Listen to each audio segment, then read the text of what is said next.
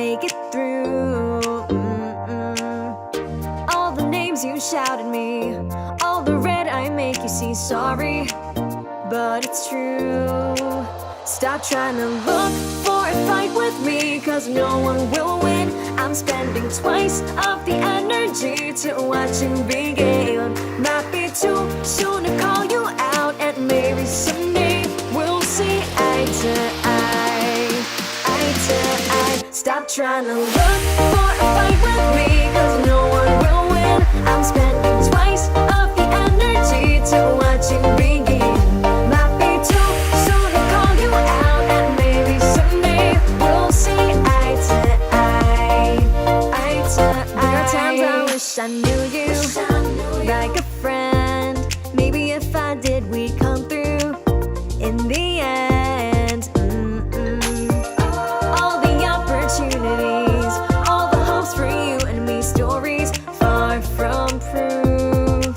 Stop trying to look for a fight with me, cause no one will win. I'm spending twice of the energy to watch you begin. Might be too soon to call you out, and maybe someday we'll see eye to eye, eye to eye. Stop trying to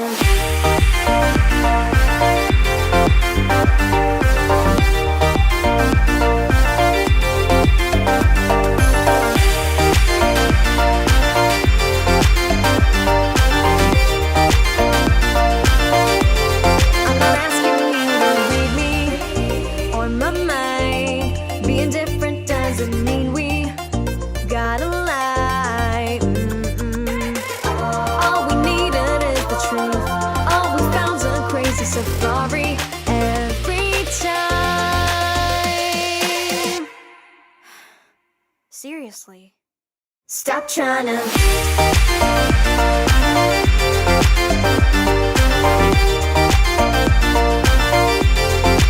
stop trying to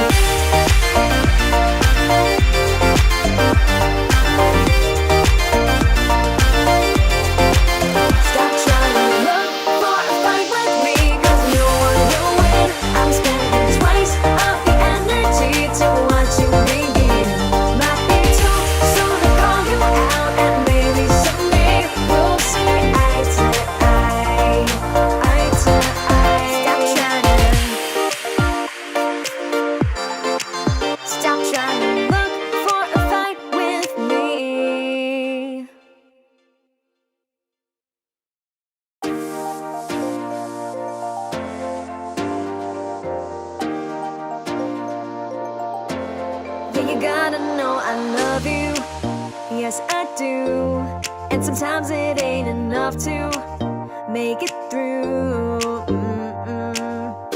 All the names you shout at me, all the red I make you see. Sorry, but it's true. Stop trying to look for a fight with me, cause no one will win. I'm spending twice of the energy to watch you begin. Might be too soon to call you out, and maybe someday we'll see eye to eye, eye to eye. Stop trying to look for a fight with me, cause no one will win. I'm spending twice of the energy to watch you begin. Might be too soon to call you out, and maybe someday we'll see eye to eye, eye to eye. There are times I wish I knew you like a friend. Maybe if I did, we'd come through in the end. All the opportunities, all the hopes for you and me, stories far from proof. Stop trying to look for a fight with me. Check. Hey everyone, how's it going? It's Claire. We're back here for another episode of Tips and Tricks. Sorry for the slight delay today. There was something going on kind of like on the YouTube end of stuff where the stream wasn't showing up, and I think that's also why we have like a fewer people to start off today's stream. Usually there's like 30-something, 20-something people here. But hi, hope everyone's doing great. Great to see you all again. Today we're going to be doing another episode of Tips and Tricks in Live 11. Welcome to the 343 Labs community. If you have not been with us before, my name's Claire and I'm an instructor at 343 Labs. I also go by dolltr under my artist project, and that's where the name of the stream series comes from. We're very punny. But yeah, great to see everyone again. Hi to Thomas behind 343 Labs, the name in the YouTube chat. Hi to Samuel. Hi to Jonathan as well. Great to see all of you. And yeah, I'm strange. I was looking on YouTube, at least on our channel, to like see the upcoming streams, and I could only see Max's stream on Thursday. So maybe we all need to just tune into Max's stream instead. Yeah, I couldn't see the ones for like today and then tomorrow and Wednesday, but maybe that'll figure itself out later in a moment. Hope everyone's doing great. Oh, hi to Scott, Mystic Moth. Hello, greetings. Also today, what we have is very exciting as a giveaway. As you know, 343 Labs, I'll just take a step back. I always step so far ahead of myself. But 343 Labs, we are a school that's based in Manhattan and Berlin and in my goodness, the online sphere as well. Had a massive brain fart. But yeah, we're kind of everywhere now, and we do 343 TV, which is hosting, which is every day one of us, these 343 Labs instructors, hosts a show. And I do the Monday show. So I do 343 TV's Tips and Tricks, which does things related to Ableton Live on Mondays. And yeah, that's kind of what each of us does. We have different types of shows on different days. Max, our co-founder, does the Thursday show, which is Theory Thursdays, and it's the only one that shows up on YouTube. But yeah, the rest of us talk about things like, production, techno, specific things on Saturday with John Selway, the amazing John Selway. Production stuff is with Abe on Fridays. And then we've got Justin and Tetro also doing their own shows. But great to see everyone. Ooh, we had some questions, maybe? Oh, no, Samuel. Boom arms, yeah. How many boom arms? Samuel was asking. Just 2. At least in this shot, I think. I have a couple more, but one of them is for the 7B, the SM7B. The other is for a camera. I don't know if we'll have to use it today, but I was teaching a couple of people before this, and I was teaching them specifically push-related stuff. So I had this kind of set up at the moment. There's like an overhead camera over here, and not super crucial for what we're doing today because we're talking about reverb. But yeah, maybe some cool stuff. We'll see if we can do push. So yeah, we got those 2. Yeah, cool. Jonathan just said one is for the camera. Yeah, one is for an overhead camera over there. Odd Hive, hello, great to see you. Thank you for dropping by. Hello also to Sha. Hey, how's it going? Cool. So yeah, today we're going to talk about reverb, everyone. I wanted to specifically speak about the different types of time-based or spatial types of effects that you can get in live. Maybe some of my favorite like presets or things to do with reverb as well. But yeah, and one thing I like a lot about reverb in Live 11 is the new hybrid reverb. Granted, it's a little bit CPU heavy, but we're going to take a look at that as well. In the meantime, before I forget, our giveaway for today, or this week rather, is iZotope Vocal Synth 2! Yay! I'm so excited about this giveaway because, as you know, I'm a big vocal synth fan. And those of y'all who have tuned into my previous streams will know that I have done specific streams about vocal synth, which has been very fun for me and hopefully very fun for other people too. I love talking about these kinds of things. So yeah, if you want to enter our giveaway, please do. We want you to win. We want you to get stuff, to win stuff, and we also want to thank the lovely folks at iZotope for making this happen. Thank you to Mac from iZotope, who tuned into one of our streams where we were talking about vocal synth, where I was talking about like how to use vocal synth and stuff, and he got in touch with us, so thank you, Mac. Yay! So big shout out to iZotope people for making this happen. Thank you, iZotope. Yay! We want you to enter. So we'll put in the link in the chat, hopefully. Thank you, Thomas. I just saw the link in the chat. Thanks, Thomas. Please use that link to enter, and you could win something too. We want you to win. Let's see. A couple of things in the chat. Mystic Muff is ordering a Push 2 this week. Yes, you are most welcome, Scott. I was doing a bunch of, I do quite a lot of push classes actually, not just with 343, but just like, you know, on my own, and even just spending some time exploring Push and finding out how that works.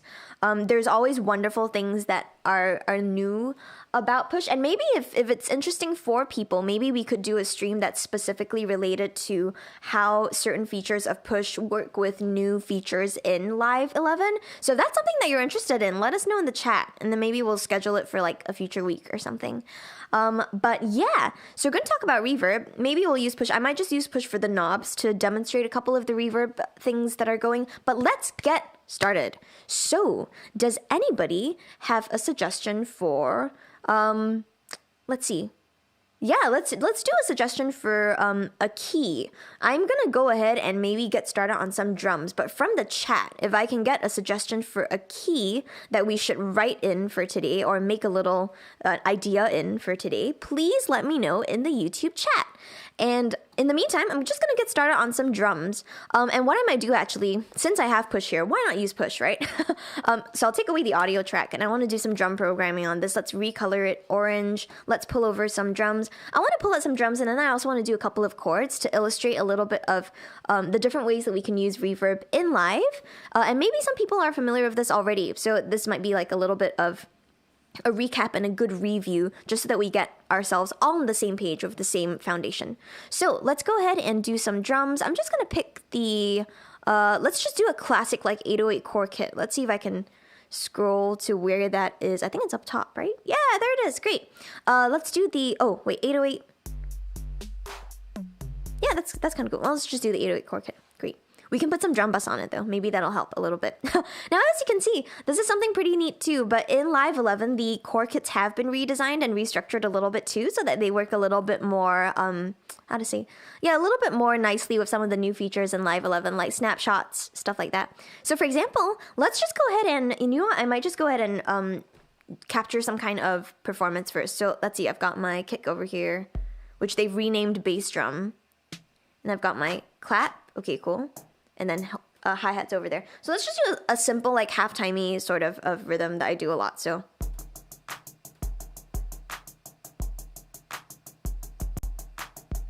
Great, so now that I've done that, let's go ahead and capture.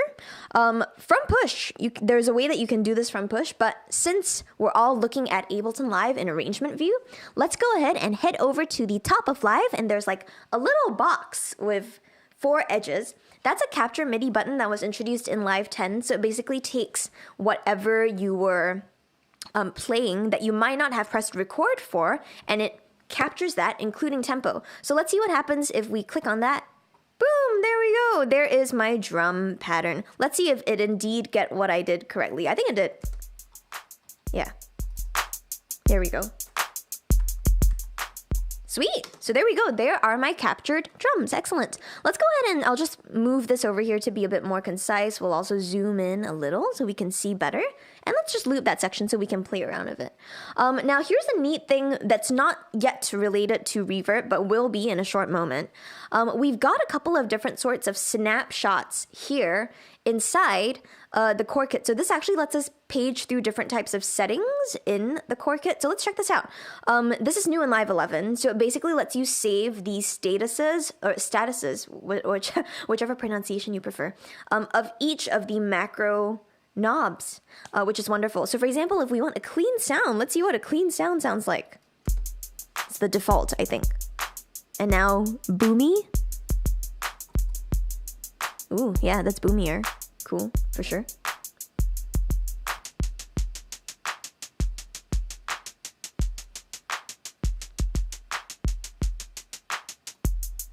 Ooh, and then this one's like hot. It's very loud. But that's okay, that's all good. So yeah, okay, looks like we got a suggestion for B flat major. Great, so let's go ahead and do a tune in B flat major and we'll put some reverb on it. But before I do that chordal part and talk about that, one of the easiest ways to get started with reverb in Live is to use what we call these sends and returns. So inside Ableton Live, when you open up a default set, there are 2 tracks that always either appear at the bottom if you're in arrangement view, or if you're in session view, they'll appear all the way to the right if you choose to show them. So what I did is I clicked over here on the right side of Live, there's a button that says R, and that kind of lets you show or hide the returns. But if you show them, by default, you'll get 2 returns coming up. One of them is reverb and the other is delay. So these 2 returns are really good for housing effects. And to be honest, that's mainly what most people tend to use them for. Granted, you can use them for other things like setting up cue mixes without going too far down that rabbit hole yet. But yeah, so if I click on either of these, A reverb or B delay, I can see over here in device view that I've got the reverb device loaded up, and I've also got the delay device loaded up too. So these are the way that, this is the way that the default in Live will always show up. So you open up a Live set, you have reverb and delay on the return tracks.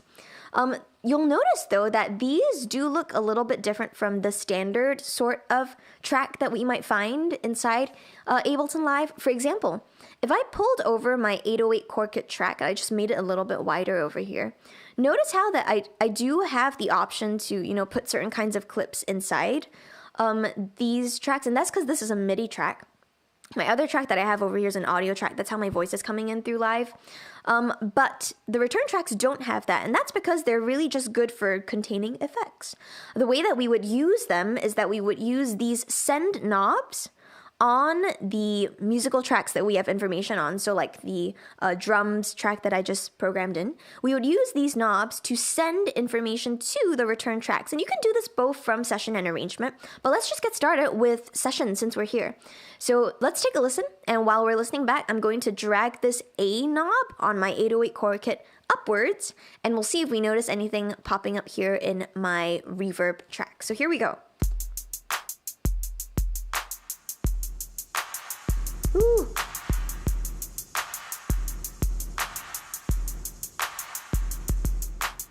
Yeah, cool. So true enough, we do.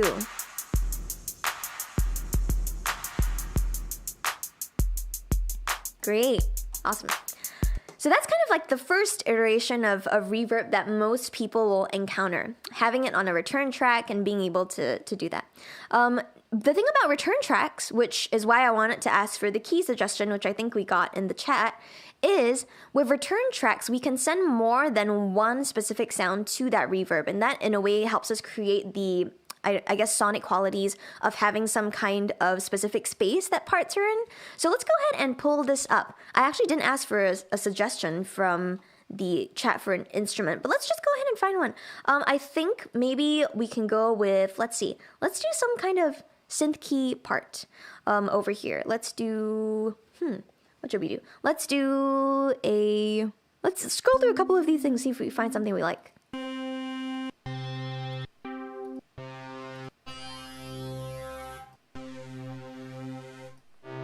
Some of these are so interesting. You know what? Actually, I remember there being one that I quite liked a lot. Actually, yeah, it was this one, Arctic Shadows. So let's go ahead and drag and drop that over here. And I want to create some kind of chord progression-ish too. So you know what I'm going to do? I'm going to head over back here into the arrangement view. And let's just do it from here instead. So let's go ahead and make this loop a 4-bar loop so that we have a slightly longer set of things going on. And then we'll record some Arctic Shadows pads into it. So right now my push, I do believe it's set to the key of C, I think. Let's also make that a little softer. Whoop. So if we want B flat, that means we're starting here. So let's just do a simple 1, 4, 5, 1. I think that'll work for this purpose. So let's just try that out. I'm gonna head over here and we will start recording. I might just wait until like the second iteration of this to put in my notes. So here we go. Oh, cool. I just saw a couple of people join in. Hello to Carrie Diamond and John. Hi. Hello from Rockaway Park. Greetings. Let's do a little bit of this and then we'll add some reverb to it as well, along with the drums. Here we go. So I'll record for the next iteration, which is now. Oh, whoops. And I ran out of space. That's all right. Just keep going. Cool. And might have to quantize that too because I anticipated myself a little too much, which is okay. So let's go ahead and crop this clip a little bit. It's a 4-bar thing that we want it to create. So I'll consolidate that. Also get rid of this tiny little blip that I made. And let's go ahead and quantize and legato. Oh, let's actually make this happen. Great. Okay, cool. So now that we've got these parts in, we have 2 layers of sounds going on. The great part about using reverb on a send and returned is that I can use the sends on each of the tracks to send multiple different amounts of them to the same reverb. So over here, I'm going to pop open our reverb track in arrangement view. And you'll notice how, or if you remember, when we were in session view, we had those little knobs, right? Well, the knobs here to send those pieces of information to the reverb are still there. They're just in the form of boxes. It's a little weird. But when you're using these boxes over here, the way that you would increase them is the same way that you would do them in session view. So you just click on them and drag upwards. For example, if I want to be able to put in, let's start off with the Arctic shadows this time. If I solo this, I can click and drag upwards. And I'll see that when I play this back, the reverb track is going to have volume in it, which means that there is sound coming through that track. Yeah, there we go. Nice. Cool. So as I'm listening back, I'm thinking this could be maybe a little more interesting with some, let's say, let's do a little bit of like pattern related stuff. So if I highlight this, let's loop that. Maybe let's change the rhythm of a couple of these notes. We might be able to hear it a little better too. So cool. Let's do that. Right. And there's also a delay inherently on the instrument itself. And I think some reverb too. Yeah, there's reverb here. Cool. Great. And this is actually a really great segue, everyone, to the second way that we can use reverb. And I know it may seem obvious, but really these are 2 different ways of approaching how to use any kind of reverb device to add space or a different type of dimension to your sounds. One of them is through the return tracks, like I mentioned, which is good for sharing stuff. Another way is what we call as an insert. And that means you're directly putting the reverb device onto a specific track and then manipulating it from there. In the case of a lot of instrument racks, much like this Arctic Shadows rack that we have over here, that is how the reverb is implemented. So you don't have it separately on some kind of return track off the bat, but it's built into the device in series. So in the case of instrument racks, which we've talked about in one of the previous streams before, the way that we will access a lot of these features is through opening up the devices. So over here on the rack, there's a left-hand panel that says Show Hide Devices. I'm going to click on that. And I can see now exactly what devices are in the chain. I've got some kind of wavetable preset over here. Let's close that up. And I've got, where is my reverb? Or it might actually be in the chains. If it is in the chains, that'll be fun. But let's see if we can find where the reverb level is being controlled. Ooh, might have to do a little bit of deep diving. Oh, it's over here. It's an echo. And that's something worth thinking about as well, everyone. When we think about reverb, there is a specific device in Live that is called reverb, but sometimes reverb is also built into other devices, much like echo. So for example, over here, if I move this knob up and down on the reverb level, that's going to be over here showing up in echo as well. So I can move this all the way up and I can see things. Great, cool. And if I wanted to say add a little bit more reverb directly to this Arctic Shadows device, but maybe not to the core kit, that means that I need it as an insert, right? Because if I add it on a return track, I could potentially use that with the core kit too. Let's go ahead and explore our very first individual reverb device that I wanted to cover. And it's the same device that we actually saw over here inside the return track. But let's see where we can find that if we want to directly add it to a certain kind of sound. It's going to be in the audio effects category, and it's going to be with reverb. Okay, cool. Excellent. So let's go ahead and we'll drag and drop it over here. And this is reverb. You'll notice that the cool part about it is when you pull it up as a direct insert onto a track, the dry wet knob, which we've spoken about in some of my previous streams, is not going to be at 100%. Now, this is kind of important when we think about how we're using reverb in different sorts of ways, just because sometimes we do actually want the original sound to come through and other times we don't, right? So a really good general rule of thumb when you're using reverb is if you are doing it on a specific track, so like let's say a specific instrument, it's usually good to not have the dry wet at 100%, but if you're using it on a return track, it's really good to be able to do that, and to move that all the way up to 100%. And that's so that when you send things to that return track, the reverb is going to pass through all of the affected signal. So that's kind of how that works. Inverted Popes, hello, greetings. Just saw that you joined the chat. Great to see you. Welcome. And welcome to anyone who just joined in too. I saw the numbers bump up a little bit. So welcome to everyone who's tuning in. This is 343 Labs. I'll speak more about us in a moment. But for now, let's get back to our reverb. I love reverb. So just to illustrate a little bit more of how this works in general, for now, I am going to set this up to 100%. And this is just so that we can hear what exactly is coming through on the reverb. So let's also not use the send for this. I'll just double click. And what I'm going to do is slowly go from dry all the way to all the way affected. So 0% to 100% on the reverb. See if you can listen out for the sound, everyone. And if anything comes to mind, feel free to leave it in the chat and we can have a little bit of a discussion or chat about what you're noticing about this reverb or anything that you might be feeling. So here we go. Here is dry and we'll slowly move to wet.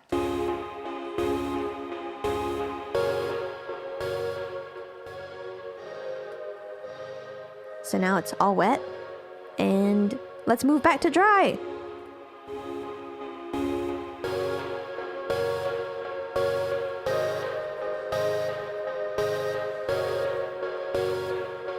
Cool. So maybe I'll start off and we'll see if anyone has any thoughts in the chat. But one thing that I am noticing as I start kind of bringing the knob up is that the sound starts to get almost more distant for me, distant, quote unquote. And that's pretty much what a reverb is good for without necessarily nerding out too much. A reverb is really good for adding this additional element of spatialization. So oftentimes if you ever hear people talk about like space or time effects in general, that's really what they mean with reverb and any kinds of these devices.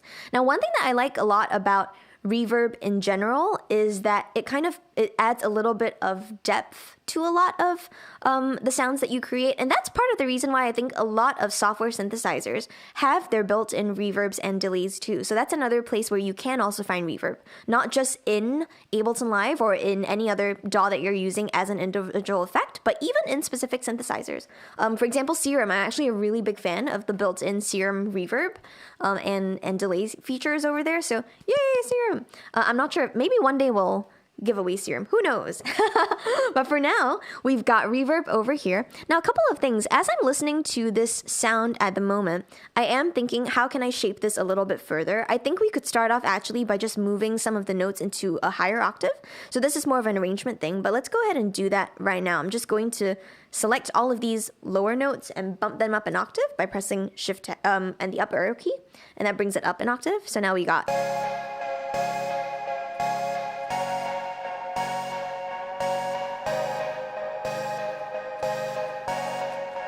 Great.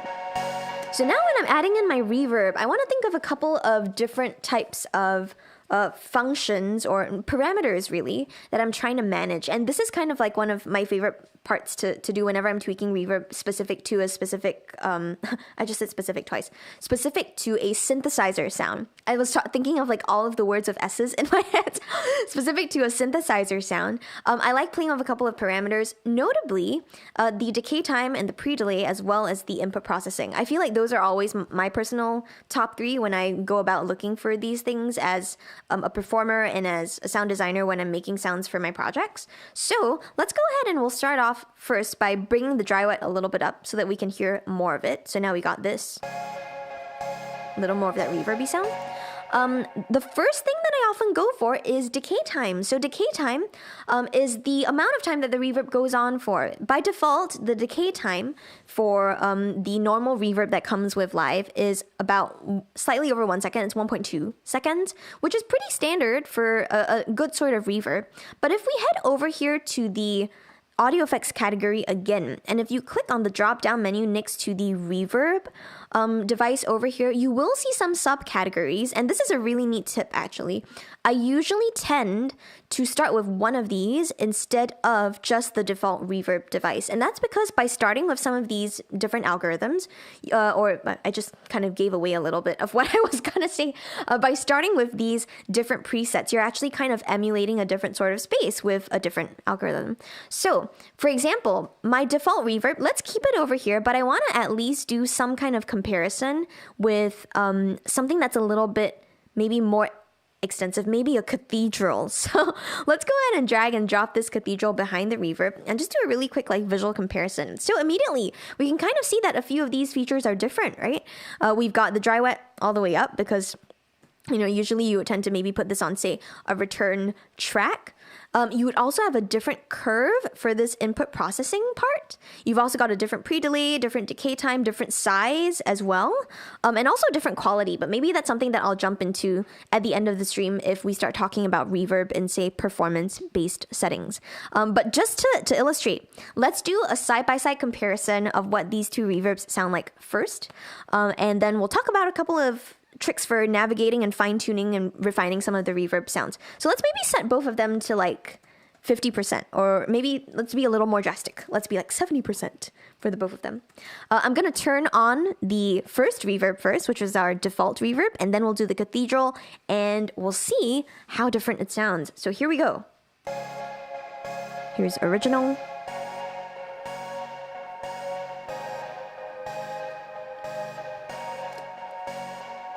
Great, and then here's cathedral. Listen for that tail. It's kind of lingering on. Here's our cathedral.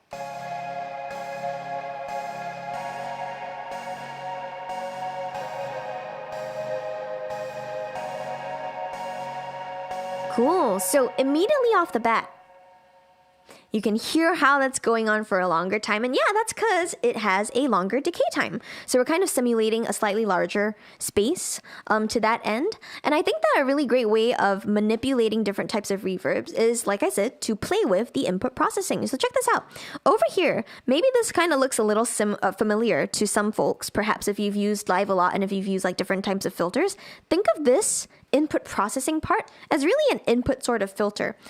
It's a specific bandpass filter that you can use inside the reverb to shape the reverb sound a bit more. So just to illustrate this, let's stick with our cathedral for now. I'm going to close up our normal reverb. Let's stick with our cathedral, increase the dry wet a little bit so we can hear things more obviously. And what I'm going to do is turn on the low cut and the high cut, but I'll play this back.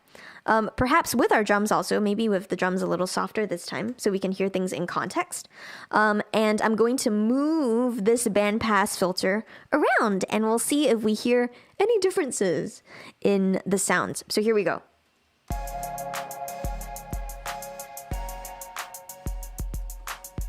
So here's a very low filter.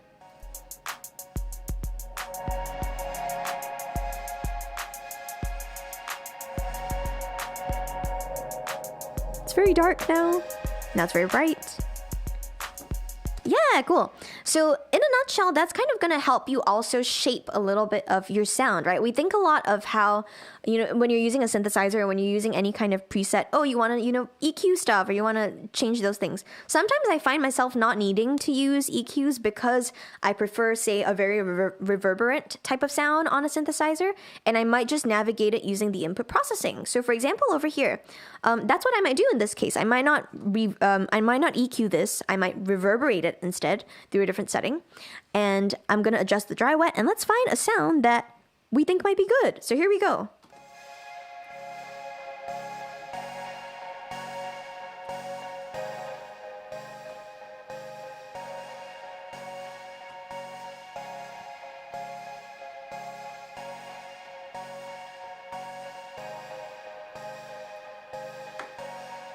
Yeah, cool. Great.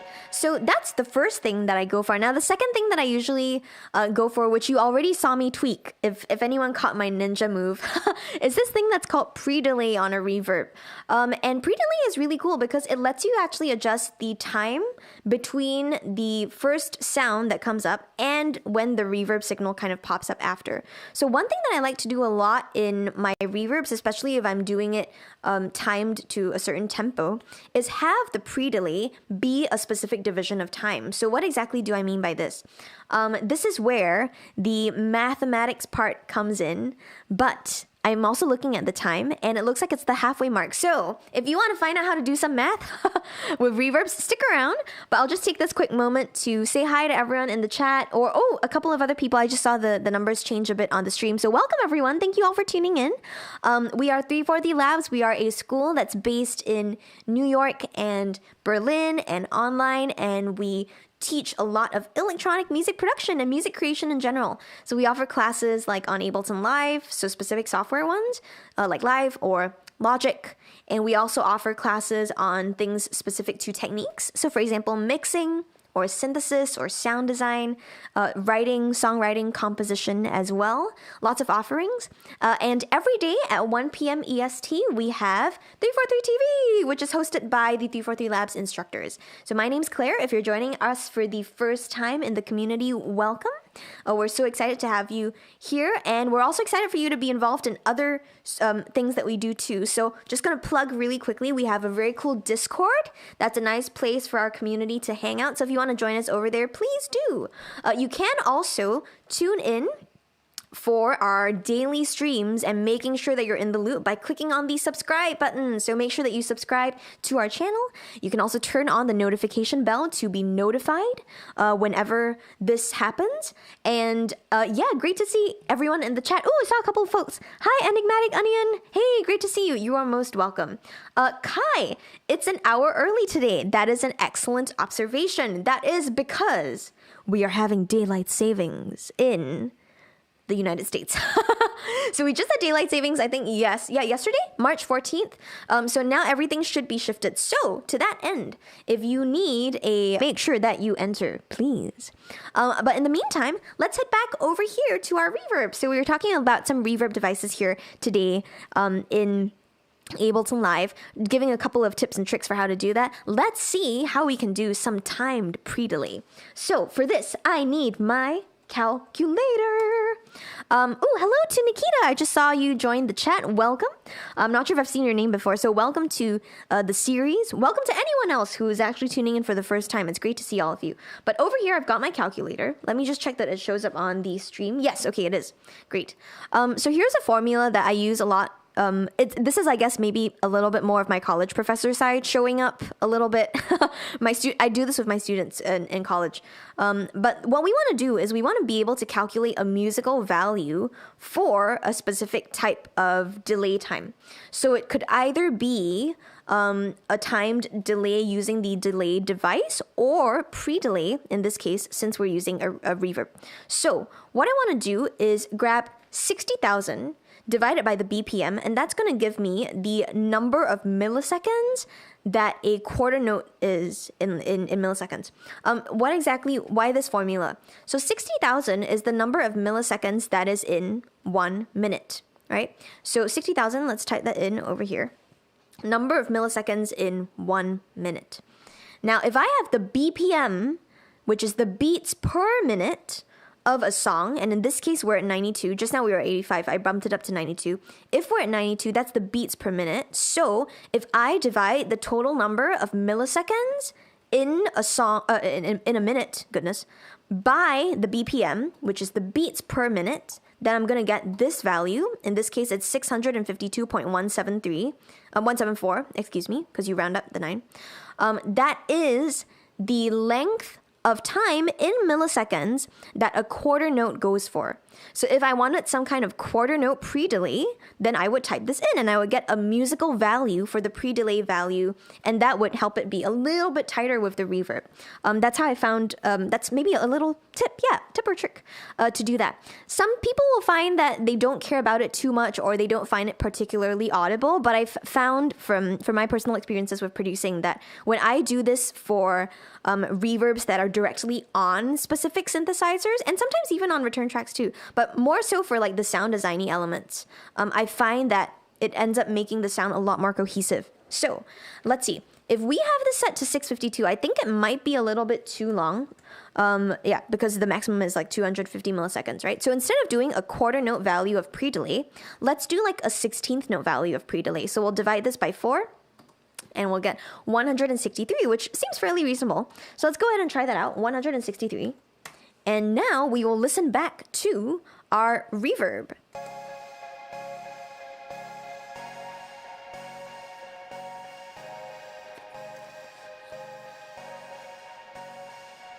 I'll make this a little louder.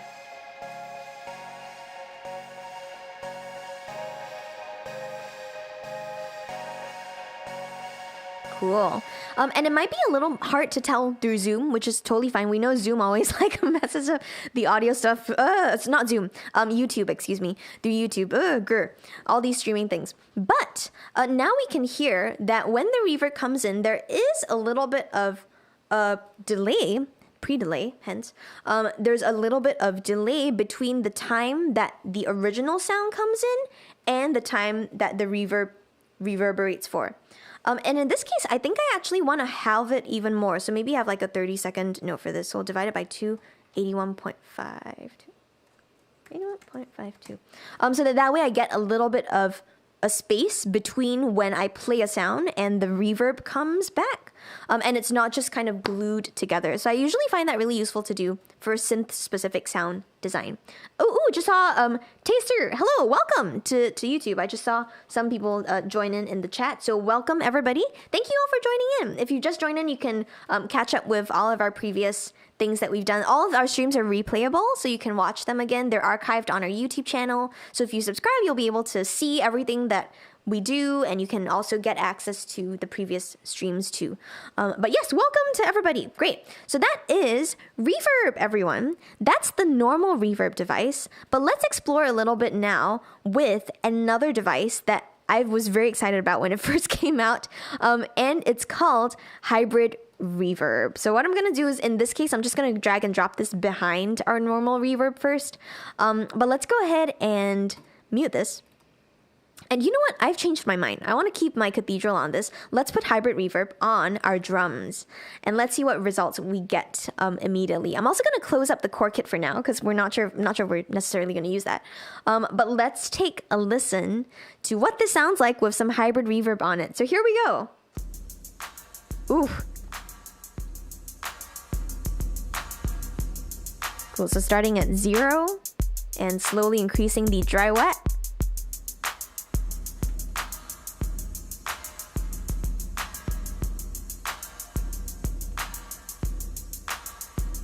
Cool. So as usual, sounding a little bit crazy for drums. Maybe it sounds as if we're like in a giant garage of sorts.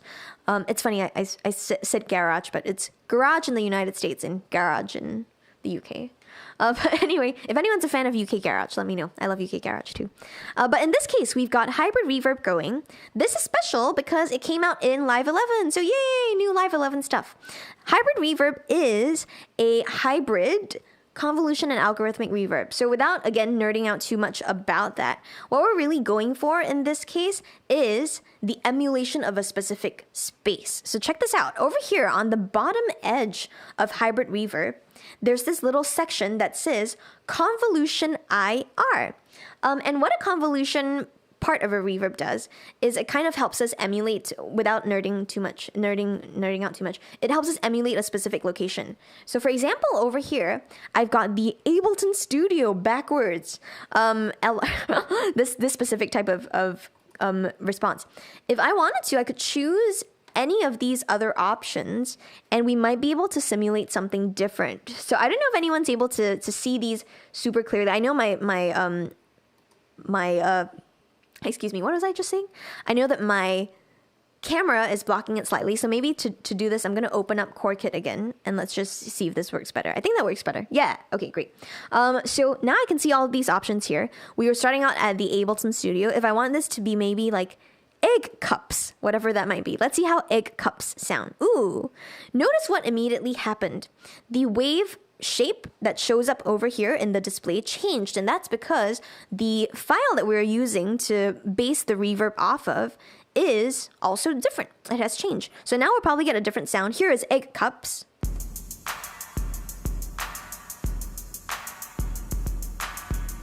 Cool. And compared to the previous one, you can already hear that egg cups was much brighter. So that was very interesting. You can hear a lot more of that high-end clarity come through. Ooh, hi to Stav. Hello, Stav. Just saw you pop up in the chat. Welcome. But yeah, so that's a little bit of how we might be able to use hybrid reverb.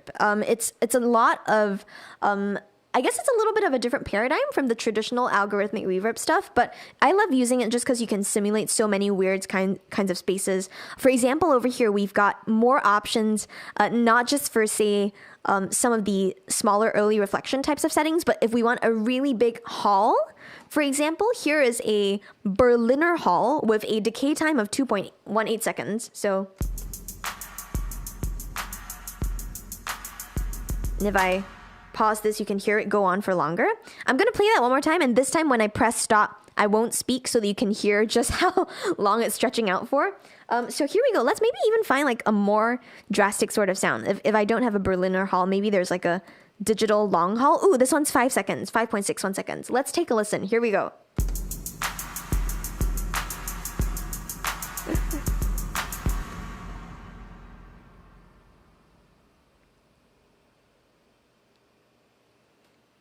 Yeah, and now the reverb's gone. So it did take quite a number of seconds. But yeah, sometimes this can be what you want to do creatively too. Oftentimes what I do for a lot of drum situations, whenever I'm doing like different types of treatment, is that I won't necessarily put a reverb on the main drums directly, but I might use it almost as like a slightly like more sound designy sort of situation. So for example, if I'm doing this with reverb, not sure if I would necessarily pull over like a response time of say like 5.61 seconds, but maybe let's head back over to our hall that was a little bit more conservative. If I were doing this, I might use it maybe as some type of washed out effect when I'm playing through things. It could also even be a really great effect for when you want something to have more impact going into, say, a drop type of section. So one thing that I often do a lot of is let's do a bit of an example of this. I'm going to turn off the loop. I'm going to make a couple more copies of this 2-bar section. And let's say I'm doing some kind of transition point from this first section over here to this second section over here. So to that end, let's also move our things over here. And what I want to do is create some kind of transitional element between this first 4 bars and the second 4 bars. So I might do something like this. And for this thing, I might actually use push. Again, not super crucial that we see it necessarily. All I'm doing is using this one knob to change the dry wet on my reverb. And you can also see this happening inside live as well. You can see the dry wet knob shifting as I'm twisting this knob over here. So maybe I want to start off very washed out and slowly get a dry sound after that. So that could be another really great way to use reverb as well. And oftentimes that's what I do if I'm broadly affecting multiple tracks. So maybe another tip / trick. You can hear this a lot in like another not another, but some of my other productions that I've done, like and released as dolltr under my artist project. So if you listen to those, there are moments in the track where if they sound super washed out, it was probably because, yes, I did have a reverb globally on the master track, and I was doing that as well. And that's also something to remember, I think. Sometimes a lot of people, when we start using reverb, and this applied to me as well, when I started using reverb, I only thought that that reverbs could be used on like sends and returns because they were only there for space. But no, very much. I think reverbs can be used for all sorts of wonderful creative things as well. And that's, I think, one of the beauties of an effect, right? Because ultimately, all of these effects that we have inside Ableton Live are really just tools for us. And it's up to us to how to use them. I was talking about this. This is a bit more of a broader, I guess, philosophical sort of thing. I was talking to a couple of my students about how, if you think about it, technology, or at least like, any piece of musical equipment that we have, it can be used in so many ways depending on who's using it, right? And for what purpose. And I feel like that's a good macrocosm sort of viewpoint about reverb too. There's so many ways that you can use them. Oftentimes, yes, sure, people might use them on, returns to create a certain kind of space. But they can also be used really creatively for sound design types of things.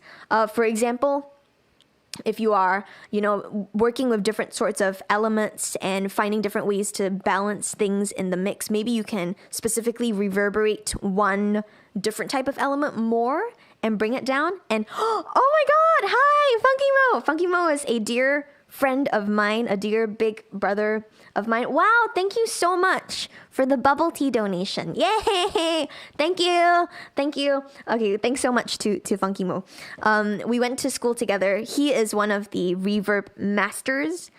So thank you for doing that. We went to school at Berklee College of Music together, and he was one of my mentors / big brothers-ish. Thank you! Yay! Thank you for the bubble tea. Yay. I love bubble tea. If anyone else wants to give a bubble tea donation to me, please do. We'll be happy to accept. But yeah, thank you so much for that. And thank you to everyone else for tuning in also. So just let's do a quick recap of a couple of the tips and tricks that I mentioned today specific to reverb. So of course, we talked a little bit about, having a reverb on a return track, just the ins and outs of that, being able to control that from both arrangement view with the boxes as well as session view with our knobs. Same thing, just looks a little different. And then, of course, bringing specific reverbs onto tracks as inserts. So no longer as sends and returns, but specific inserts. So here we go. We've got reverb that's going on this particular track. And we also talked about different types of reverb as well. We've got the normal reverb that we see in live showing up as a device on its own. And I spoke a little bit about how I like tweaking a couple of my go-to parameters, which are the input processing, as well as the pre-delay. And depending on the size of the reverb that I wanted to get, we've got decay time. So there's that as well. If you generally have a larger decay time, simulating a larger space. And if you have a shorter decay time, maybe a smaller something. But it really depends on what you're going for. So I highly encourage people to experiment a little bit with that as well. And of course, don't forget your trusty dry wet knob that affects how much of the dry signal will come in as well. Oh, yes. Hello to Rita as well. Hey, from Lebanon. Also saw the numbers just jump up a bunch. I'm not sure what happened. But hi, everyone. Welcome to 343 Labs, 343 TV. Great to have everybody here. We're just about to wrap up the stream, unfortunately. But yes, it should be bubble tea. I have a strong sense of calling bubble tea. I almost never call it boba because I feel like that's a very American thing. I don't know. But bubble tea, when I grew up and I first started drinking it, it was bubble tea. And Funky Mo, I know also, I think does call it bubble tea as well. So thank you again, Funky Mo. Funky Mo has wonderful music too. Please check them out. But yes, so that's our first reverb. Back to my recap. And our second reverb that we looked at was the hybrid reverb inside Live, which is new with Live 11. It's really cool to experiment with because you can simulate different types of spaces. But I will also mention this very quickly. Remember speaking about my go-to controls? If you know the controls that you're going for, everyone, more often than not, you will pretty much be able to navigate any kind of reverb that you want. Right? So it's really kind of one of those things that I spoke about in previous weeks too, with regards to learning synthesis and learning concepts. If you know what you're doing on one synth and specifically what things are being controlled by what parameters, you'll pretty much be able to navigate most other things too. For example, what I spoke about just now with pre-delay. Check this out. There's still a pre-delay knob over here as well. And in this case, you'll find that we do not have to do the crazy math just now that I did because we were using my calculator, right? So over here, we did the calculation. On hybrid reverb, you do not have to do that because you can turn on sync for pre-delay. So you don't have to go through what we just did, but it's good to know the math. And don't tell any of my students that because I will make them do the math. That's a part of their assignments that they have to do. So secretly, we'll keep it back to pre-delay in milliseconds over here. So you must know the formula. 60,000 divided by the BPM. That's our formula for the length of a quarter note in milliseconds.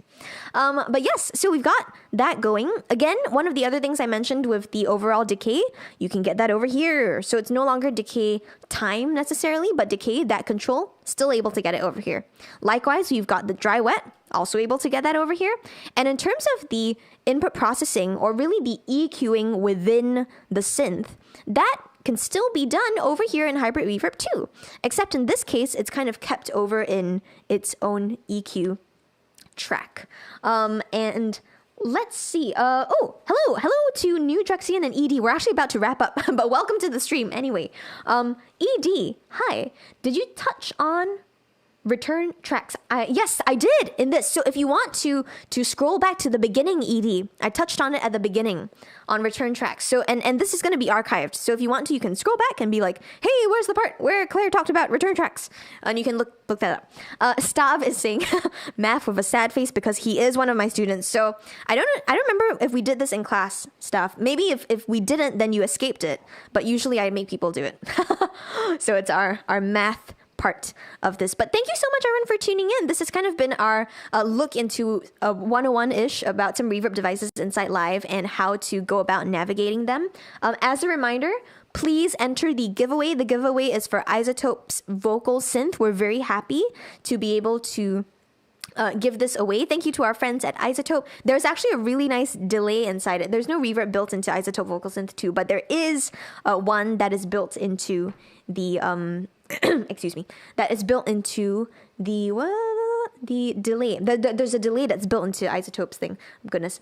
Yes, hello to AB as well. So I'm going to mention this again because this is something that Kai brought up earlier on in the stream. United States, or North America actually, the North America just went into daylight savings. So now the timing is going to be a little bit off. So my recommendation, please head over to Time Zone Converter and check that. Make sure that the timing is good. So we did just get into daylight savings. So yes, it might be a little bit off, but that said, now that you know this, you might be able to tune in for tomorrow's streams on time. If, daylight savings is going on and crazy and being all weird, what I would recommend regardless is you subscribe to 343 Labs, subscribe to our YouTube channel, and turn on the notification bell so that whenever we do go live, you are immediately notified. So if you go live, if you turn on the notification bell, when we go live, you'll get a ping, either through your email or through your YouTube notifications. And you'll be able to be notified of when we go live next. So thank you so much again, everyone, for tuning in. It's been really fun. Tomorrow we have Tetro Talks. Tetro, our creative director, is doing a call-in show. So if you have questions about anything related to music in general, please let Tetro know. And also let me know if you want me to do a call-in show at some point. We did one last season, I think. And we did it for the season finale. So maybe we'll do another call-in show for the season finale. If you would like that to happen, let us know in the chat. I also made a note of how just now we did talk about doing like a push stream specific to push and maybe some of the new Live 11 features. So maybe we might do that as well. But in any case, let us know. We're very happy to have you. Thank you again to Funky Mo for the bubble tea donation. I will be drinking all of it. All of the bubble tea. But anyway, before I go on my sugar high, thanks everyone, and see you next week for another episode of Tips and Tricks. Bye.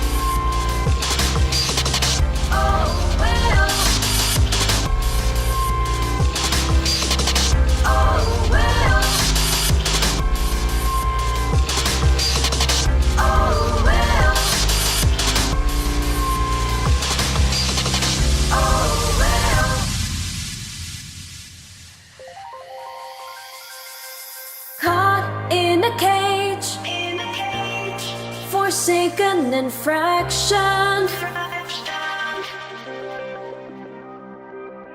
Blood through my veins runs deep in reaction.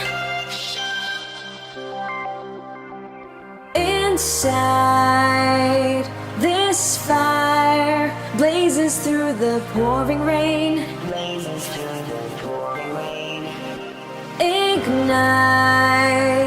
this time, burning skies won't be in vain. From the ash my heart will rise,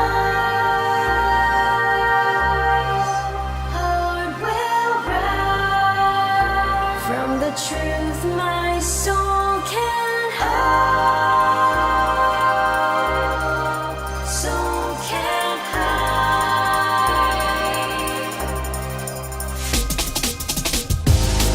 It lives in my chemistry. You ain't got a hold on me. It lives in my chemistry. Oh, oh, oh. It lives in my chemistry. I ain't gonna let this be. It lives in my chemistry. Dun, dun, dun, dun, dun, dun, dun,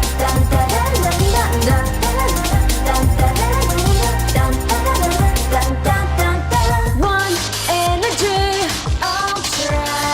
A catalyst calling, light when the world is past. My remedy, I'll fly. Won't let me go falling. Die when this life's ahead of me. I stay too long, just to melt into a silent wave. Don't forget me when I'm gone. Oh, well, it lives in our chemistry. You ain't got a hold on me. It lives in our chemistry. Oh, it lives in our chemistry. We ain't gonna let this be. It lives in our chemistry.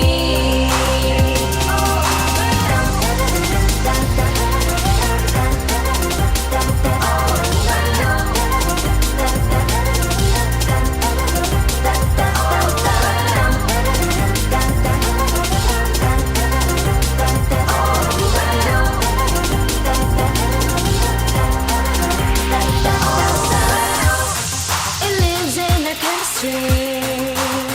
Oh, well, it lives in our chemistry. Oh, well, it lives in our chemistry. Oh, well, it lives in our chemistry. Oh, well.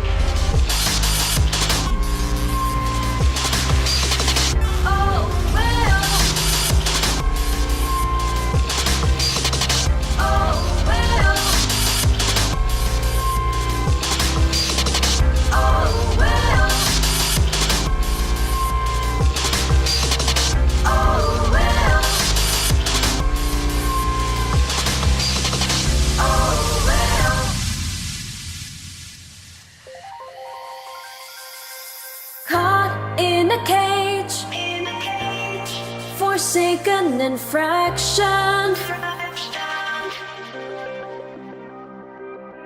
Blood through my veins runs deep in reaction.